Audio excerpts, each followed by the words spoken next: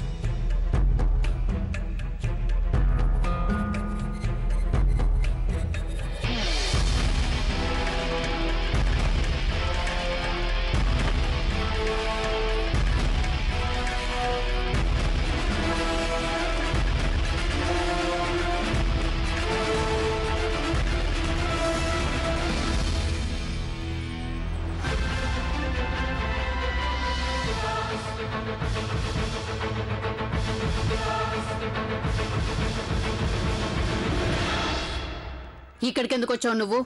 నా చీర కోసం. అదే ఆ రోజు కట్టుకున్నది. ఎర్రగా అందంగా ఉంటుంది అది.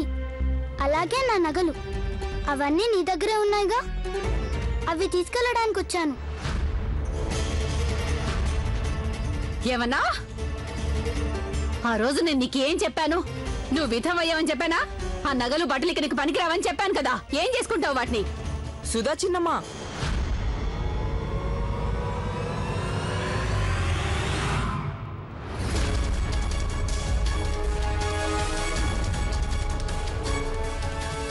అదంతా మీకెందుకు?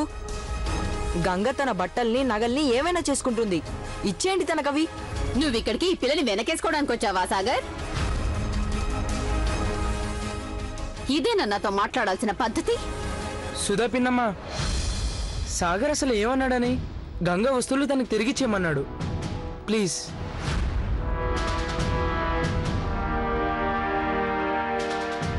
కానీ ఆ వస్తువులు ఈ పిల్లకి ఎందుకు ఉపయోగపడవు? ఇప్పుడు వితంతు అయిపోయింది పిల్ల. అలాగే ఆ వస్తువులు మీకు కూడా పనికిరావుగా. ఆయన మీ దగ్గర ఎందుకు ఉంచుకున్నారు?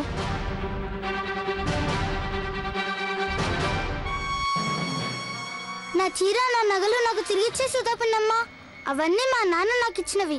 సరే సరే తీసుకుపో.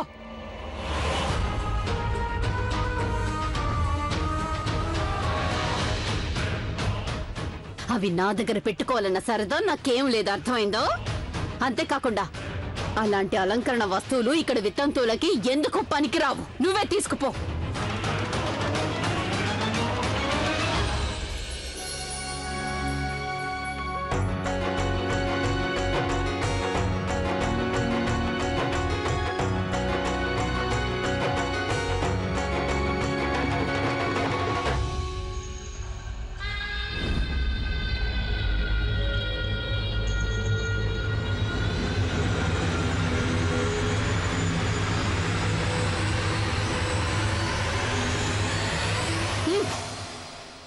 తీసుకుపో.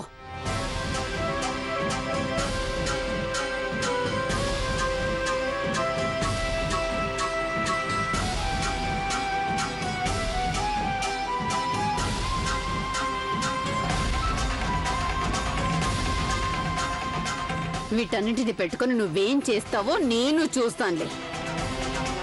ఏం చేస్తావో చూద్దాం.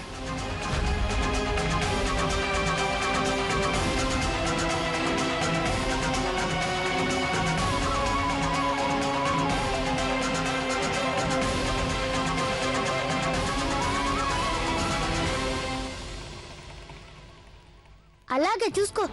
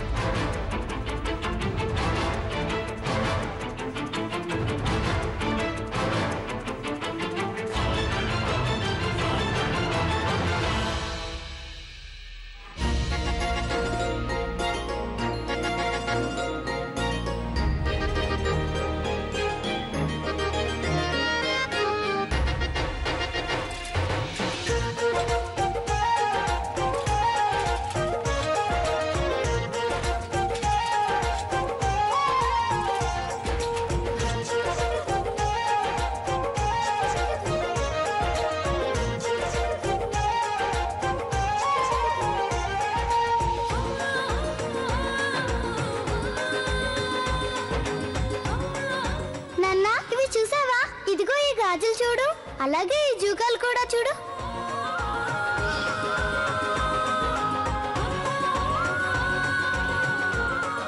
గంగా, ఇక్కడే ఆగిపోయావే, నువ్వేం చేస్తున్నావు? ఏం లేదు. అయితే పద, ఇంటికెళ్ళాలిగా. ఇక ఈ వస్తువులన్నీ నీ దగ్గరే ఉంటాయి. ఇంటికి వెళ్ళాక బాగా చూసుకుందిలే.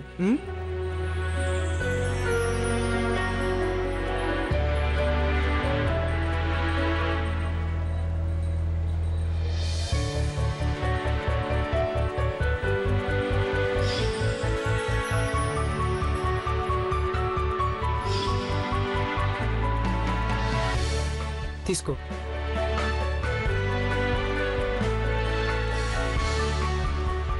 ఈ ఇంటికెళ్దామా?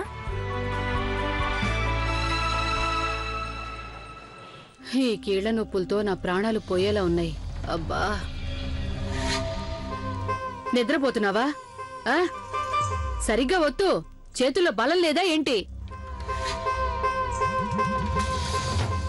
తప్పుగా అనుకోకండి అమ్మగారు.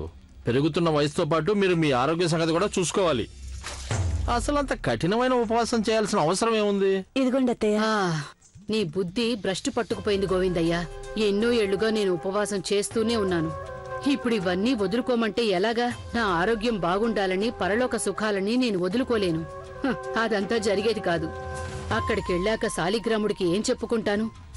ఈ ముసలి వితంతుకి హాయి కావాలి, తను ఉపవాసాలు ఉండలేదు, తను నిన్ను సేవించుకోలేదు, తన్ని క్షమించి వదిలేయి అని చెప్పమంటావు నన్ను?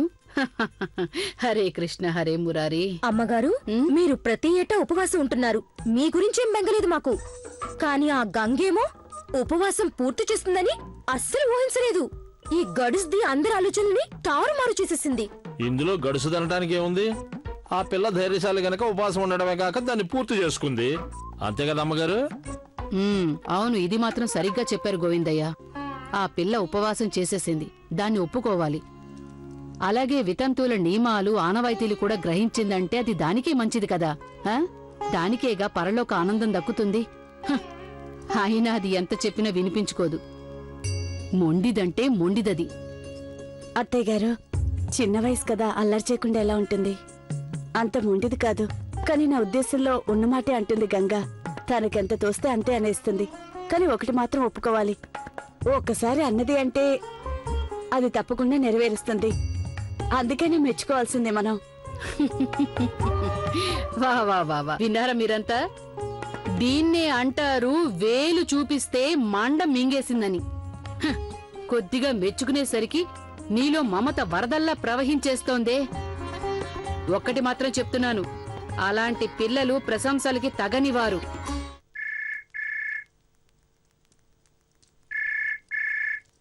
కోడలా ఫోన్ వచ్చింది చూడు. నిరంజన్ అయి ఉంటాడు. ఇంత పొద్దున ఇంకెవరు ఫోన్ చేస్తారు?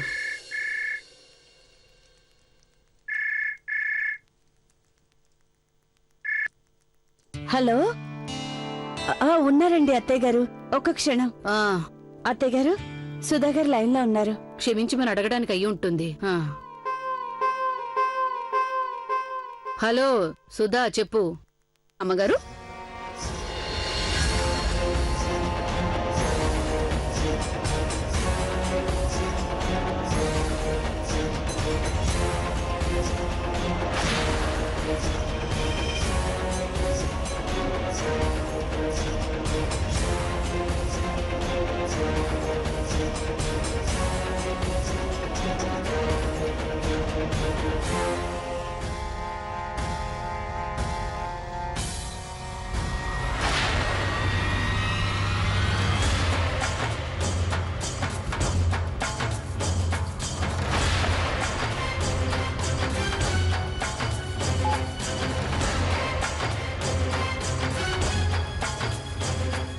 ఎక్కడుందా పిల్ల?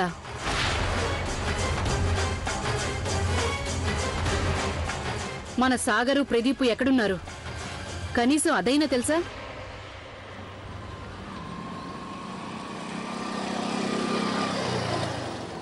తొందరగా తినే, లేదంటే కరిగిపోతుంది.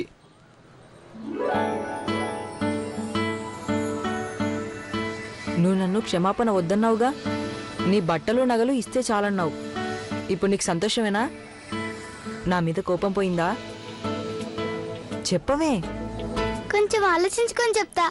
అరే, ఇందులో ఆలోచించడానికి ఏముంది? అసలు నేను నీకోసం అంత పెద్ద పని చేస్తే అయినా నువ్వు... పని ఇంకా పూర్తి కాలేదు. ఈ పాటికి ఈ న్యూస్ సుధా పిన్ని నానమ్మకి చెప్పేసి ఉంటుంది. అక్కడ నానమ్మ కోపంగా వెయిట్ చేస్తుంటుంది. అవి ఎలా ఫేస్ చేయడం, ఏం చేయాలో ఆ సంగతి ఆలోచించు. అవును, ఆ సంగతి నాకు ఇంకా తట్టనే లేదు.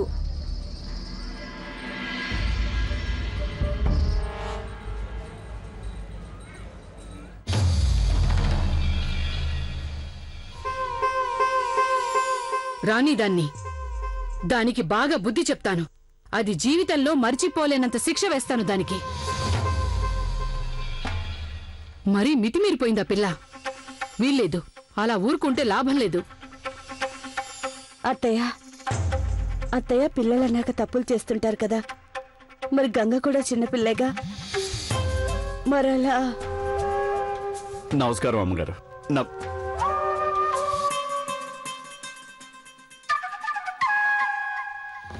ఏం జరిగింది? ఏదో ఆందోళన పడుతున్నట్టున్నారు. మీకు చెప్పాను కదా, మీరు నన్ను ఆఫీస్కి వచ్చి కలుసుకోండి. నేను హోదాలు పట్టించుకునే రకం కాదండి, కేసును బట్టి ఒప్పుకుంటాను. మీరు నిజంగా నిరపరాధి అయితే మీ కేసు నేను తప్పకుండా ఒప్పుకుంటాను. అవునండి, నేను ఆఫీస్కి బయలుదేరుతున్నాను. ఓకే, వచ్చేసారు మీరు? అది సుబ్బారావు గారి ఫోనేనా? ఆయన సెక్రటరీ ఫోన్ చేశాడు. చాలా విచిత్రంగా ఉంది. ఇది ఆరోసారి నాకు వాడు ఫోన్ చేయటం. ఆఫీస్కి వచ్చి కలుసుకోవచ్చుగా. పదండి, మన ఆఫీస్కి వెళ్దాం. అక్కడికి వెళ్దాం. పదండి. పేపర్స్ ఎన్ని ఉన్నాయా? తెచ్చానండి.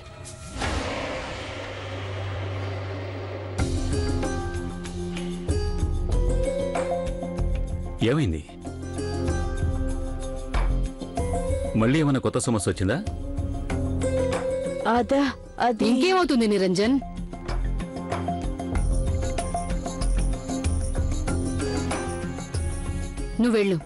నువ్వు వెళ్ళి నీ పని చూసుకో. ఇది ఇంటి వ్యవహారం కదా, ఇంట్లో ఆడవాళ్లే ఇదంతా చూసుకుంటారు. పైగా నీ నెత్తి మీద ఈ లోకం భారం అంతా పడింది కదా, నువ్వెళ్ళు.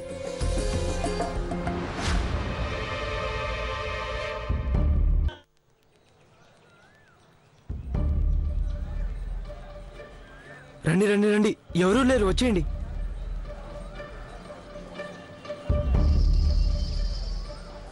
అమ్మగారు మనల్ని బాగా కోపడతారు కదూ? అవును, తిట్లు తినక తప్పదు. నాకు కూడా చాలా భయంగా ఉందన్నయ్య. నానమ్మకి గనక కోపం వస్తే ఎవరిని లెక్క చేయదు. మమ్మీ కూడా కాపాడలేదు మనల్ని. అది నాకు తెలుసు. ఏం చేయడం, ఎలాంటి సాకు చెప్పాలి?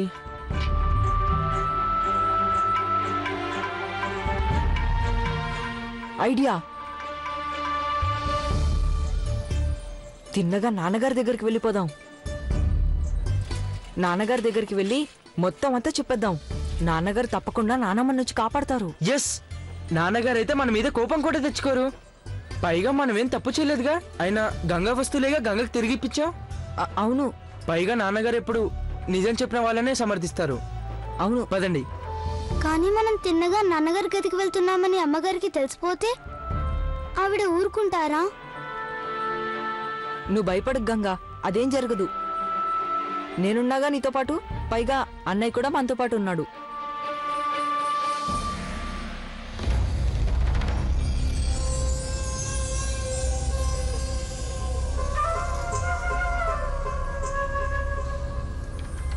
తన వంక ఎందుకలా చూస్తున్నావు? వెళ్ళి నువ్వు. వెళ్ళలేదంటే అసలే కోర్టు వ్యవహారం అంతా తలకిందులైపోతుంది.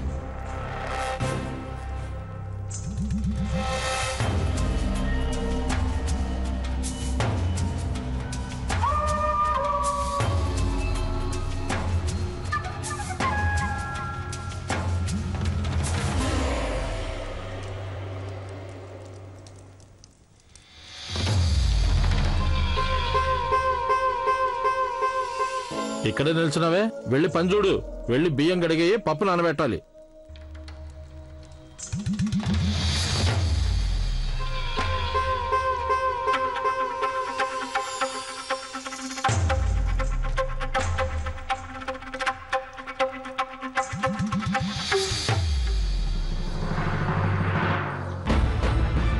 అరే అదిగో బాబుగారు. నాన్న నాన్న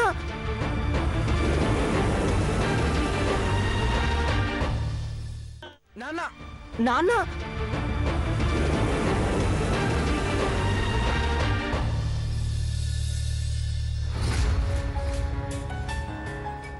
బాబుగారు వెళ్ళిపోయారే, ఇప్పుడు ఇంకెలా? ఎవరు కాపాడుతారు మనల్ని? అవునన్నయ్య, ఇప్పుడు ఎలా?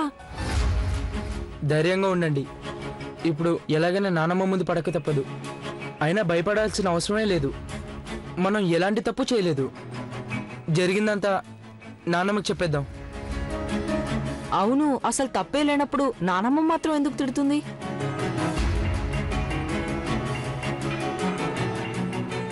భయపడకంగా, ఏం జరిగిద్దో చూద్దాం. అది తప్ప మనకు వేరే దారే లేదు. నానమ్మ తన గదిలోనే నిద్రపోయి ఉంటే చాలా బాగుంటుంది. మనం గబగబా మన గదిలోకి వెళ్ళిపోయి మన గంగ బట్టలు దాచేయచ్చు.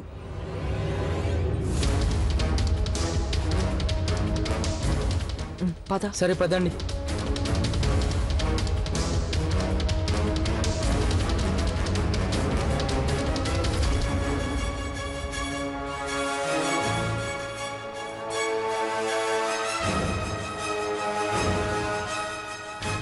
బహుశా నానమ్మ తన గదిలోనే ఉందేమో. మనం కూడా మన గదిలోకి వెళ్దాం. పదండి. ఎక్కడికెళ్ళి వస్తున్నారు?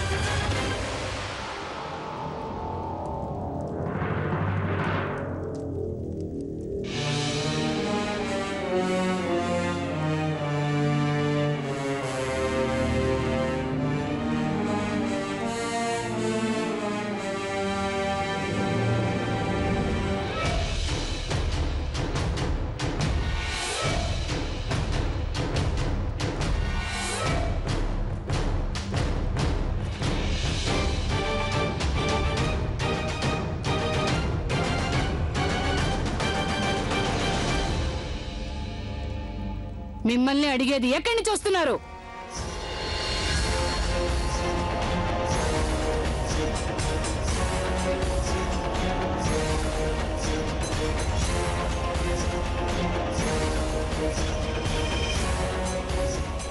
ఇలారా.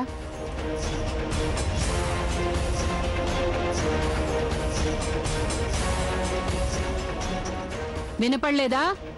ఇలారా.